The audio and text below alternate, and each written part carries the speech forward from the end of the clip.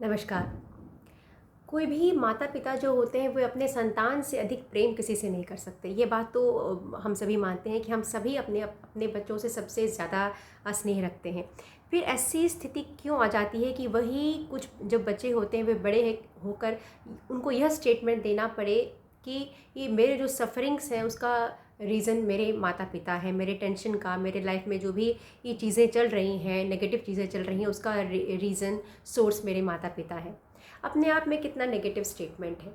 लेकिन ऐसा कैसे संभव है कि ये जो बच्चे भी होते हैं वे अपने माँ-पापा से सबसे ज़्यादा कनेक्टेड होते हैं और वो बच्चा ये स्टेटमेंट दे दे, तो कितना दुःख का बात है। यह वीडियो मैं पोस्ट कर रही हूँ अपने उस कविता के संदर्भ में जो मैंने आत्महत्या के ऊपर लिखा था और उसमें मुझे कई सारे कमेंट्स आए थे जिसमें ये मेंशन था कि ये क्या किया जाए जब मेरे दुखों का, मेरी तकलीफ़ों का कारण मेरे और कोई नहीं बल्कि मेरे माता-पिता हो। तो उस वीडियो के लिए मैंने एक सोचा कि एक मैं बच्चों के पॉइंट ऑफ व्यू से एक वीडियो बनाती हूँ कि बच्चों का पर्सपेक्टिव क्या होना चाहिए। बच्चों को ये समझना पड़ेगा कि चाहे कुछ भी हो जाए माता-पिता उनके हितैषी ही हैं, तो इंटेंशन कभी गलत नहीं होगा। और दूसरा ये एज़ ए पेरेंट हमको एक वीडियो बनाती हूँ कि एज़ ए पेरेंट ऐसी स्थिति क्यों आ जाती है और उसका उसका क्या उपाय है, कैसे इसे कम किया जा सकता है। तो जैसे मैंने पहले ही बताया कि जब कोई बच्चा अपने पुराने वीडियो में जब कोई बच्चा किसी घर में जन्म लेता है तो हम ये सोचते हैं कि वो मेरा बेटा है, बेटी है, लेकिन हमें सबसे पहले एज ए पेरेंट ये कंसिडर करना चाहिए कि वो अपने आप में एक इंडिविजुअल है। उसका अपना एक आइडेंटिटी होगा, उसका अपना एक थॉट प्रोसेस होगा, उसका अपना पसंद होगा, उसका नापसंद होगा, वो अपने आप में एक फुल फ्लेज इंडिविजुअल है। तो लेट उसको वो ग्रो करने दीजिए और उससे उसकी पर्सनालिटी को डेवलप करने दीजिए, ना कि बहुत ज़्यादा उस पर रोक लगाइए। तो क्यों ऐसी स्थिति आ जाती है? देखिए, हम सब अपने बच्चों से सबसे ज़्यादा स्नेह करते हैं, परंतु शायद कहीं न कहीं हम अगर बच्चे ऐसा कह रहे हैं कि हम उनके सफ़रिंग्स के कर्ज़ हैं, तो शायद कहीं न कहीं हम अपने प्रेम को बच्चों के सामने प्रदर्शित नहीं कर पाते। हम एक्सप्रेस ही नहीं कर पाते कि हम क्यों ऐसा कह रहे हैं और बच्चे उसे कुछ और समझ लेते हैं और तब ये प्रॉब्लम शुरू होता है। तो हम अपना जो पर्सपेक्टिव है, अपना जो आइडिया है, हमारा जो सोचने का ढंग है, उसे ठीक से हम डिलीवर नहीं कर पाते हैं अपने बच्चों तक। ये हो सकता है।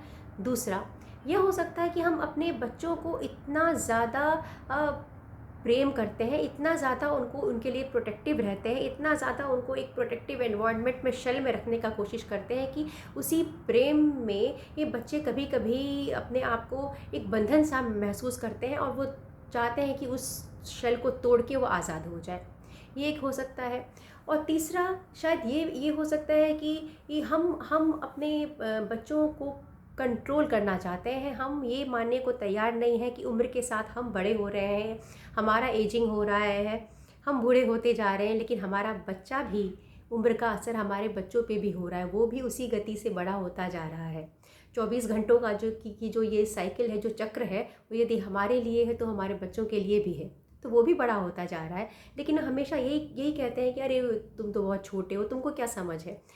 जब भी कुछ बच्चे आते हैं हमसे कुछ कहने के लिए तो बहुत ऐसा बार होता है कि many times we just laugh off, हम हंस देते हैं उनके ऊपर, वो एम्बेरस फील करते हैं। And many times we try to make them feel that we are superior to them. हमेशा अपने आप को दिखाते हैं कि देखो तुमको इतना समझ नहीं है, मेरे को बहुत समझ है, मुझे बहुत समझ है, तो तुम डिसीजन लेने में अभी अभी तुम उस लायक नहीं हो, उस योग्य नहीं हो कि तुम अपने लाइफ के बड़े डिसीजन खुद से ले सको। अब प्रॉब्लम कब शुरू होता है? ये मैं जो वीडियो बना रही हूँ पूरी मैं अपने पॉइंट ऑफ व्यू से बोल रही हूँ आप सबको कि मुझे लगता है कि जब प्रॉब्लम शुरू होता है पहला, जबकि ये 14-15 साल के जो बच्चे होते हैं तब जो करियर चूज़ करते हैं, उन्हें क्या स्ट्रीम लेना है, क्या पढ़ाई करना है, ये हो सकता है कि बच्चे क्लियर ना हो, लेकिन आप एज ए पेरेंट हम बच्चों को वो माहौल दें जिसमें वो क्या बनना चाहते हैं, आगे अपनी लाइफ के साथ क्या करना चाहते हैं, वो एटलीस्ट कह पाएँ। जब जब हम घर के सभी लोग मिल के अपना अपना जो भी मन का बात होता है उसे प्रेजेंट कर पाते हैं ठीक ढंग से, तो आधा प्रॉब्लम तो वहीं वहीं ख़त्म हो जाता है। लेकिन जब प्रॉब्लम बड़ा तब बनता है कि जब हम कुछ कहना चाहते हैं और हमें किसी भी रीज़न से वो आज़ादी नहीं मिलती कि हम अपने मन की बात को कह पाएँ, या कुछ बोलने से पहले ही रोक लगा दिया जाता है, या हम बोलते हैं तो हम पे हँस दिया जाता है कि हमें हँस दिया जाता है। तो कहने का मतलब है कि जब हम अपने बच्चों को इस प्रकार से सुनेंगे ही नहीं, उन पर हँस देंगे, तो बच्चे क्या है, अपने धीरे धीरे हमसे डिटैच होते जाएंगे। और उनके अंदर एक धीरे धीरे एक बच्चों और पेरेंट्स में एक गैप बनने लगता है, और उस गैप को हम जब टाइम टू टाइम नहीं भरें तो वो ही एक सुरंग बन जाता है। उसके बाद वो बच्चे उसी सुरंग में जाके बिल्कुल ही अपने दिमाग में बिल्कुल ही एक अंधकार की जोन में चले जाते हैं, इंट्रोवर्ट हो जाते हैं, और उसके बाद आगे के स्टेजेस में डिप्रेशन और बहुत कुछ हो जाता है। तो उस गैप को टाइम टू टाइम हमें भरना होगा, क्योंकि हमने उस बच्चे को नर्चर किया है। जिस बच्चे एक पौधे के जैसा उस बच्चे को दिन रात उसके साथ हमने उसे सिखाया है, समझाया है, दुनियादारी की बातें बताई हैं। तो हमें उस बच्चे को अभी भी टाइम देना पड़ेगा। और कभी कभी कोई कोई बच्चा कभी आए स्कूल कॉलेज से, बिल्कुल ही उसने अनएक्सपेक्टेड, आपको लगा कि ये वे में आपसे बात किया या कुछ ऐसा किया, तो हम बहुत ज़्यादा उसको समझने की कोशिश नहीं करते हैं कि उसके साथ क्या हुआ होगा। हम सीधे उस अपने जजमेंटल हो जाते हैं कि तुमने मुझे ऐसा बोला, और तुरंत उसको संस्कारों की दुहाई देने लगते हैं। तब क्या होता है कि बच्चे बिल्कुल रिवोल्ट हो जाते हैं। तो उन्हें समझने का कोशिश करना चाहिए, आपको थोड़ा धैर्य, पेशेंस रखना चाहिए बच्चों के साथ। हम सभी को ऐसे पेरेंट पेशेंस रखना चाहिए, और तभी वो धीरे धीरे वो जो गैप है वो भर पाएगा। दूसरा यह होता है जब हमारे बच्चे हमसे पूछे बिना अपने लाइफ पार्टनर को चूज़ कर लें, तो क्या होता है कि हम एज ए पेरेंट उसको एक्सेप्ट नहीं कर पाते। कई पेरेंट्स सिर्फ इसीलिए एक्सेप्ट नहीं कर पाते कि ये उसने एक ईगो प्रॉब्लम आ जाता है। यहाँ पर प्रॉब्लम कुछ नहीं होता है, बस एक प्रॉब्लम होता है, ईगो प्रॉब्लम, कि वो मुझसे पूछे बिना अपने पसंद की लड़की या अपने पसंद के खुद से कैसे पसंद कर सकता है अपने लाइफ पार्टनर, बिना मुझसे पूछे, बिना मुझे बताए वो खुद से ये डिसीजन कैसे ले सकता है। अब एज ए पेरेंट ये आपको देखना होगा, हम सभी को देखना पड़ेगा कि वो जो बच्चा हमारा है वो ज़रूर ईश्वर ने हमें दिया है, भगवान ने हमें दिया है, तो उसके लिए भगवान का शुक्रिया अदा करना चाहिए। परंतु वो अपने आप में भी एक इंडिविजुअल है, जिसका अपना एक जीने का उसका एक तरीका हो सकता है, उसके अपने ड्रीम्स हो सकते हैं, उसकी अपनी एक डेस्टिनी होती है। तो ये हम उसको बिल्कुल कंट्रोलिंग हम ना बने, तो अच्छा रहेगा कि हम उसकी पॉइंट ऑफ व्यू को समझें।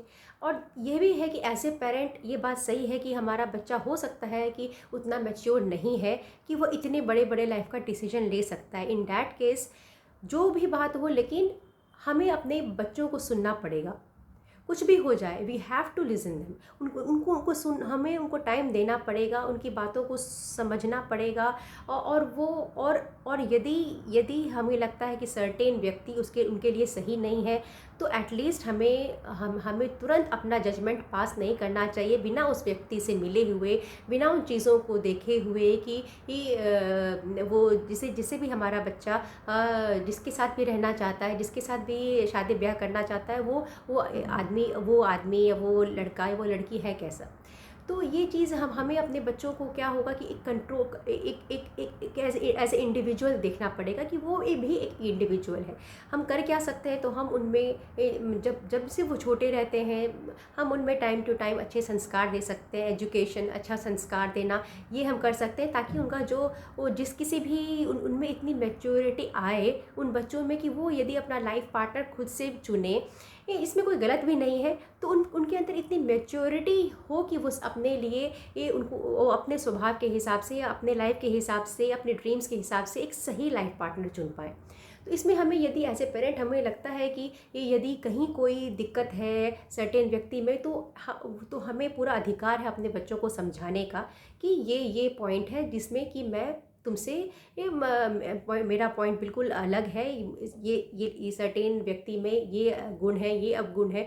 तो जो भी हो, और क्यों आपको लगता है कि वो व्यक्ति आपके बच्चे के लिए सही है, या क्यों आपको लगता है कि वो व्यक्ति आपके बच्चे के लिए सही नहीं है, ये उस बच्चे को अब हमें अपने बच्चों को समझाना पड़ेगा।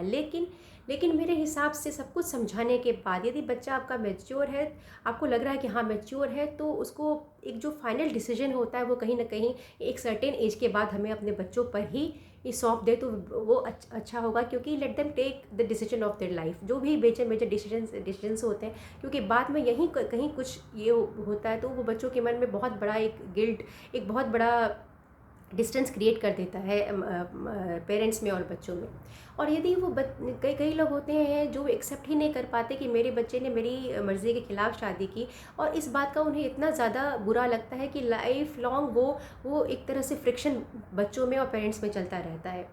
जबकि जबकि जब यदि यदि कोई ऐसी लड़की आपके आपके बेटे ने आपकी आपकी मर्ज़ी के ख़िलाफ़, या आपकी बेटी ने आपकी मर्ज़ी के ख़िलाफ़ अब अगर शादी कोई कंडीशन में ऐसा हो गया कि कर भी लिया, फिर भी आपको अब उस चीज़ को, उस रिलेशन को सिर्फ़ और सिर्फ आशीर्वाद ही देना चाहिए, दिल से आशीर्वाद देना चाहिए कि जिसके साथ भी वो है वो खुश रहे। तो ये हमें यह देखना होगा कि हमें अपने बच्चों के लिए प्रेम ज़्यादा है या उनकी डिसीजन के लिए नफ़रत ज़्यादा है। यदि आपका बच्चों के लिए प्रेम ज़्यादा है तो सब कुछ ठीक हो जाएगा, कोई ईगो नहीं है। यदि आपके बच्चों के लिए नफ़रत ज़्यादा है तो वहाँ फ्रिक्शन रहेगा, ईगो होगा। तो आप अंत में हम सभी अपने बच्चों को चाहते हैं कि वो खुश रहे, ताकि वो खुश रहे, वो हेल्दी रहे, अपने लाइफ को एंजॉय करे। इसके लिए हमें भी उस अपने बच्चों को वो की डिसीजंस को एज ए इंडिविजुअल हमें उनको मानना पड़ेगा कि वो एज ए इंडिविजुअल है, वो अपने अपने ज़िंदगी के निर्णय खुद ले सकता है। तो उसको ग्रो होने दीजिए, ये सबसे बेस्ट सॉल्यूशन हो सकता है। और टाइम टू टाइम अपने बच्चों को टाइम दीजिए, टाइम देना हमेशा ज़रूरी है। अब बच्चे स्कूल से आएँ, कॉलेज से आएँ, कुछ भी उनसे बातें करना, या बड़े भी हो जाए तो भी उन्हें हमेशा एक कम्युनिकेशन पेरेंट्स और बच्चों में होना चाहिए। कई घरों में होता है कि इस तरह की कोई बात नहीं होती है, सब कुछ ठीक होता है, एजुकेशन भी ठीक होता है, शादी भी माँ बाप के हिसाब से यदि हो, सब कुछ ठीक, उसके बाद भी प्रॉब्लम होता है। तो कई जगह ऐसा हो सकता है मे बी कि पेरेंट्स इंटेंशनली कभी कभी किसी का गलत नहीं चाहते हैं, हमेशा अपने बच्चों का अच्छा ही चाहेंगे, लेकिन कभी ना कभी आप उस कंट्रोलिंग प्रोसेस में ये भूल जाते हैं कि वो बच्चे का भी अपना एक उम्र हो गया है जिसमें वो अपना आप उसका जो निर्णय है वो आपसे डिफरेंट हो सकता है, उसके जीने का जो एक लाइफस्टाइल है वो आपसे डिफरेंट हो सकता है।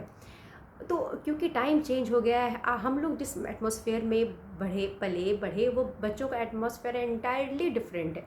तो उनका जो पॉइंट ऑफ व्यू है, थॉट प्रोसेस है, वो अलग हो सकता है। तो टाइम के हिसाब से अपने आप को अडेप्ट करते रहना चाहिए। एज ए पेरेंट हमको चेंज को स्वीकार करना चाहिए, तभी हम अपने बच्चों के साथ एक अच्छा हेल्दी रिलेशन एक मेंटेन कर पाएंगे। तो मुझे जो भी लगता था इस चीज़ के बारे में मुझे बोलना चाहिए, वो मैंने बोला है। उम्मीद करती हूँ कि मेरा वीडियो आपको पसंद आएगा। यदि आपको इस संदर्भ में कुछ भी ये कमेंट है तो आप मुझे कमेंट के माध्यम से नीचे लिख सकते हैं। धन्यवाद।